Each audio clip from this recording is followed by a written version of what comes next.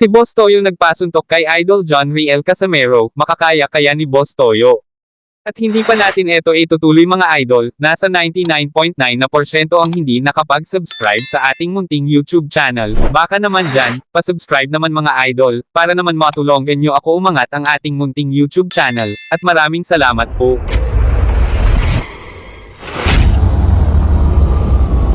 Good morning and good evening mga idol, nandito na naman ulit si Jomil Tech at ang kanyang mahiwagang cellphone. May bagong update naman tayo tungkol kay Idol John Riel Casimero.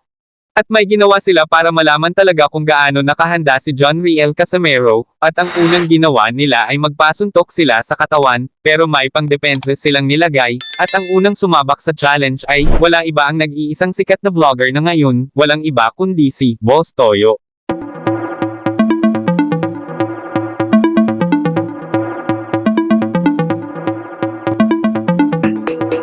At isang suntok lang naman si Boss Toyo, at makikita naman na namilipit sa sakit, at biglang lumabas na kaagad si Boss Toyo, at makikita na hinubad na kaagad ang kanyang damit para makahinga siya ng husto. Sa tingin nyo mga idol, scripted ba ang kanilang ginagawa mga idol? Paki-comment na lang sa baba, para malaman natin kung ano ang inyong masasabi sa video, at pakilagyan na lang sa huling comment nyo kung taga saan kayo nakatira sa Pilipinas. At may kumasa sa kanilang challenge, para naman malaman kung scripted ba talaga o hindi ang kanilang ginagawa, kaya iba naman ang umakyat sa loob ng ring, at gusto talaga malaman kung totoo ba talaga na malakas ang suntok ni John Riel Casimero, at eto po ang nangyari sa kanila.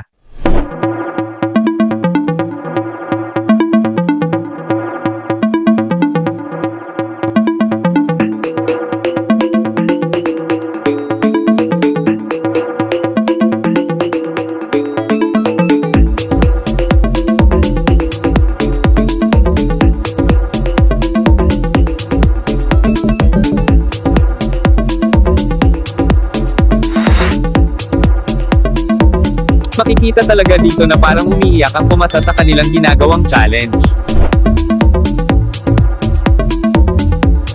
At hanggang dito na lang muna tayo mga idol, at maraming salamat pala sa walang sawang panunood sa ating munting YouTube channel. Sana hindi kayo nakalimutan mag-subscribe at click the notification bell para laging kayong updated sa mga bagong kong video, at pakidamay na lang sa pag-share mga idol. Napakalaking tulong na po yan para sa akin mga idol, at maraming salamat ulit.